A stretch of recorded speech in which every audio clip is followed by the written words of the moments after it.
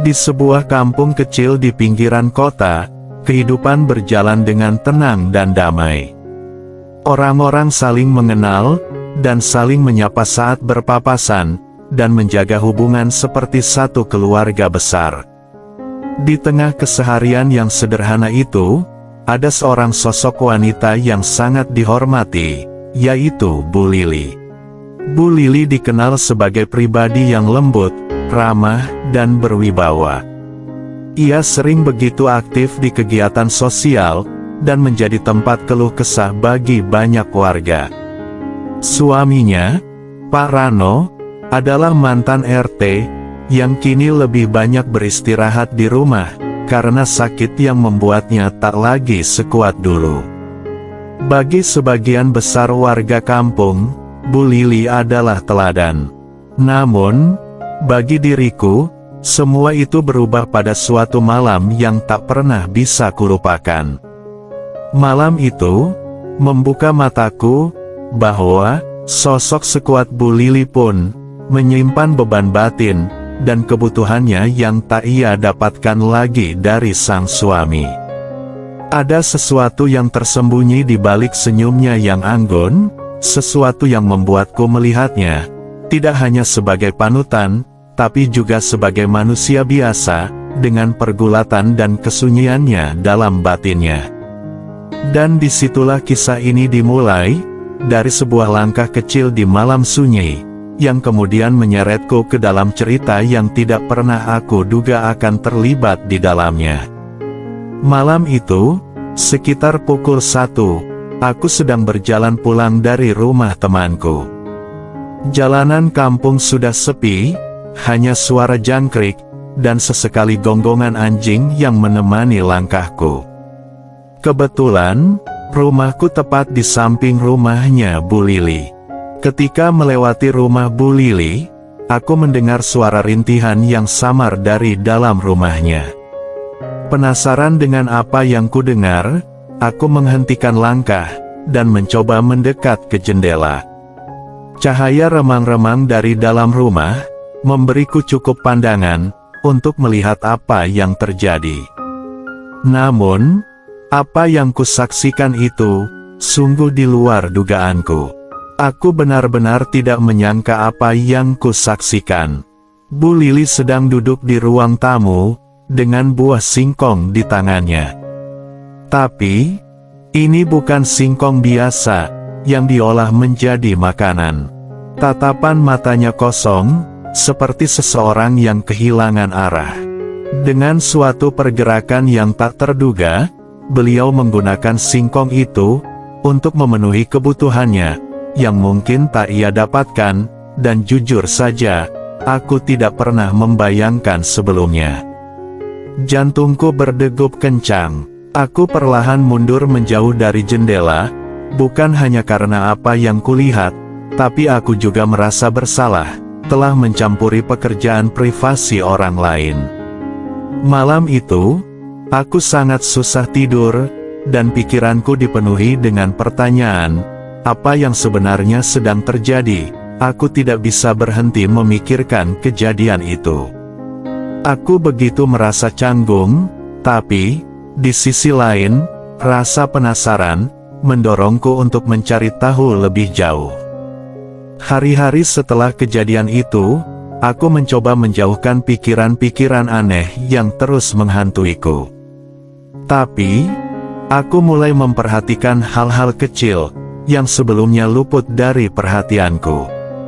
Wajah Bu Lili, yang biasanya ceria, kini terlihat lebih lelah. Senyumnya yang tulus, terasa seperti topeng, untuk menyembunyikan sesuatu yang dalam. Beberapa hari kemudian, aku memberanikan diri, untuk mengirim pesan kepada Bu Lili lewat WhatsApp. Pesan pertamaku cukup sopan, hanya menanyakan kabar, dan basa-basi tentang kehidupan sosial di kampung. Namun, perlahan-lahan, aku mulai mengarah ke topik yang lebih jauh. Aku tidak menyangka, Bu Lili merespons pesanku dengan ramah, meskipun ada sedikit kehati-hatian dalam jawabannya. Ketika aku mulai menyentuh topik yang lebih jauh tersebut, Bu Lili berhenti membalas pesan. Namun, saat malam tiba, teleponku berdering, dan kulihat, nama Bu Lili muncul di layar. Aku begitu terkejut, dan hampir tidak percaya. Setelah ragu-ragu beberapa detik, akhirnya, aku menjawab panggilannya. "Revi, ini ibu, tolong kamu ke rumah ibu sebentar ya, penting," ucap Bu Lili. Ketika aku tiba di rumahnya, suasananya berbeda dari biasanya. Lampu di ruang tamu agak redup, dan hanya ada secangkir teh di atas meja. Bu Lili duduk di kursi rotan, menatapku dengan pandangan yang sulit kuartikan. "Apa maksudmu dengan pesan tadi?"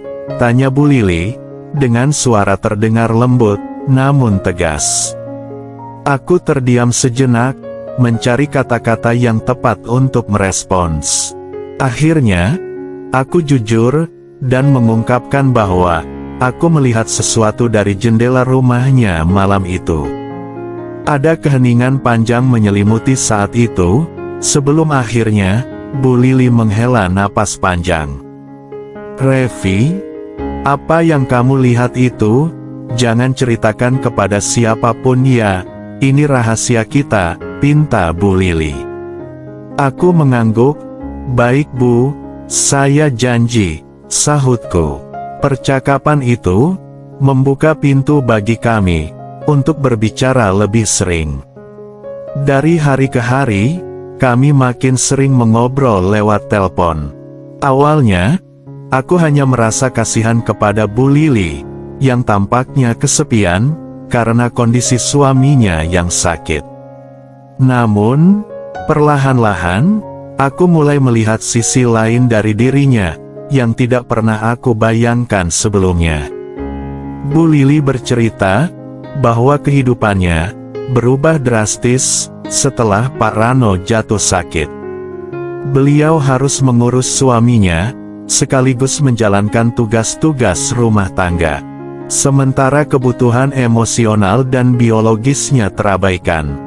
Dengan nada pelan, beliau mengaku, bahwa tindakan yang aku lihat malam itu, adalah cara beliau, untuk mengisi kekosongan batinnya, tanpa melibatkan orang lain.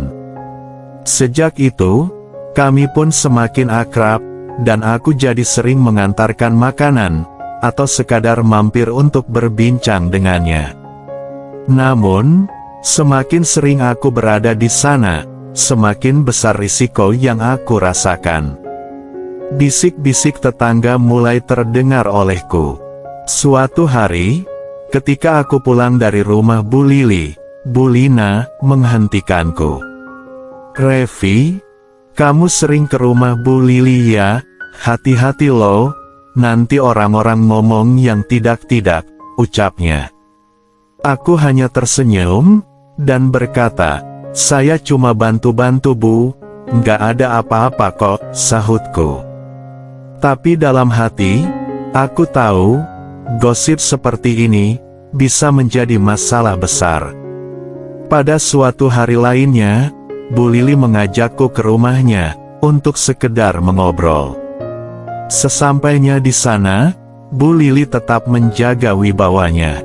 Aku merasa gugup, karena harus bertemu beliau secara langsung. Namun, pertemuan itu, menjadi momen penting dalam keakraban kami. Tetapi, aku bisa merasakan, bahwa beliau, mulai lebih jujur denganku. Kami berbicara tentang banyak hal, tentang kehidupannya dulu, tentang Pak Rano, bahkan, tentang mimpinya, yang kini terasa jauh dari jangkauan. "Revi, ibu mau tanya, kamu sering kirim pesan ke ibu ya?" tanyanya, sambil tersenyum tipis. Aku hanya mengangguk, merasa sedikit malu. "Ibu tahu kamu penasaran, tapi, ibu juga percaya, kamu tidak akan cerita ke siapapun, benar kan?" Aku mengangguk lagi. Obrolan kami saat itu, lebih terbuka dibanding sebelumnya. Bu Lili bercerita tentang kehidupannya, tantangan yang beliau hadapi, dan bagaimana beliau mencoba menjaga martabatnya di mata masyarakat. Aku mendengarkan dengan penuh perhatian, merasa bahwa di balik sosoknya yang anggun, ada seorang wanita biasa yang juga memiliki kelemahan dan kebutuhan. Ada rasa sakit dalam suaranya yang membuatku tak mampu berkata-kata. Aku hanya mendengarkan, mencoba memahami beban yang beliau pikul.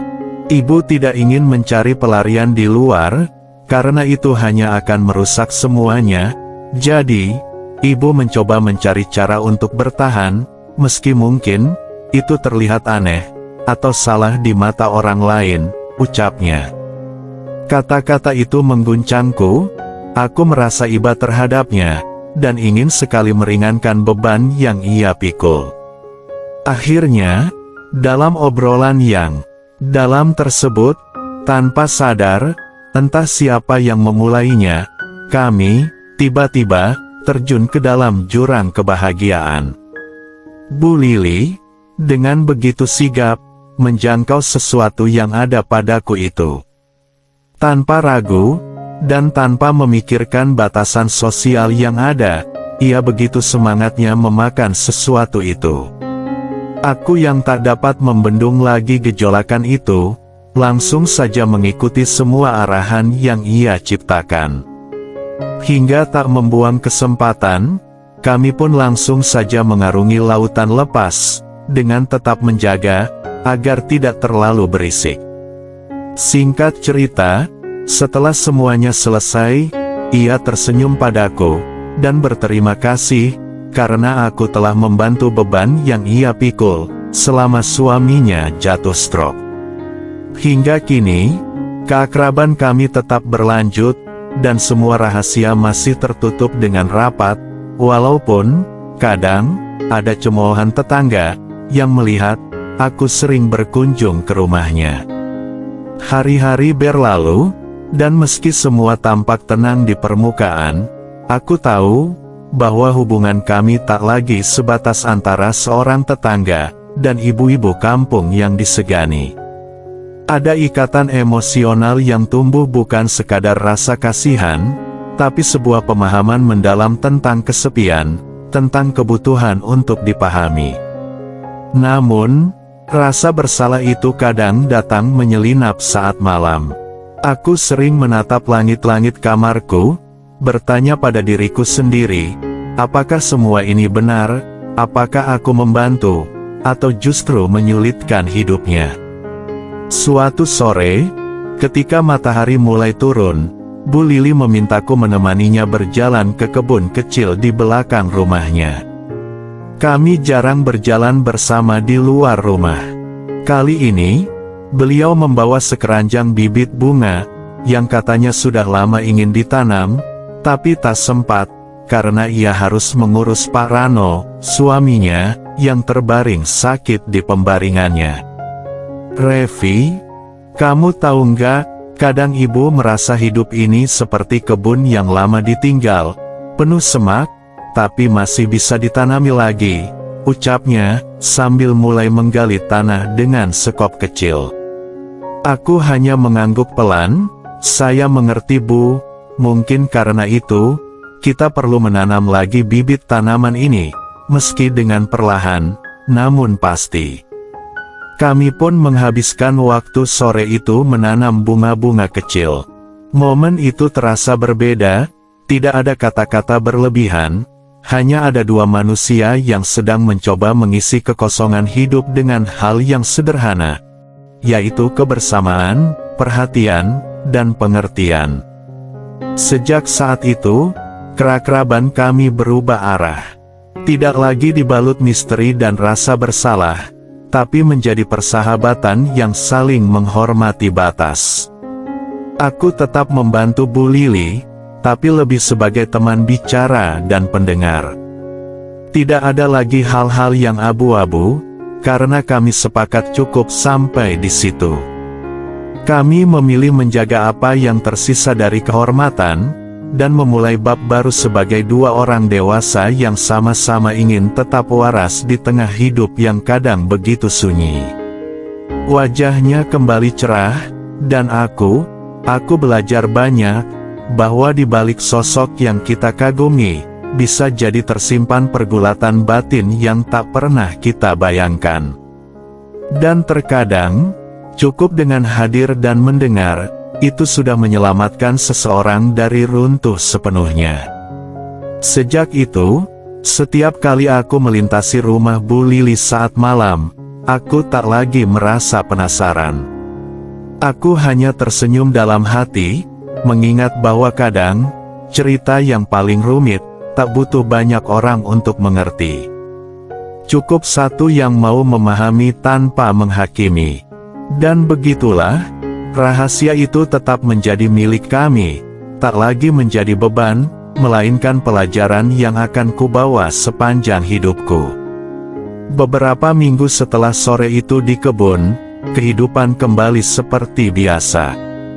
Tapi sesuatu dalam diri Bu Lili tampak berubah. Ia mulai sering tersenyum pada anak-anak kecil yang lewat depan rumah, dan sapanya kepada para tetangga terdengar lebih hangat, dan lebih tulus. Mungkin bukan karena semuanya sudah membaik, tapi karena ia sudah berdamai dengan kesepiannya, dengan rahasia yang kami simpan, dan dengan kenyataan hidup yang tak pernah ia pilih. Suatu hari, aku datang membawa 2 gelas es teh, dan kami duduk di teras rumahnya, sambil menikmati angin sore. Pak Rano masih terbaring di dalam, sesekali terdengar batuk lemah darinya.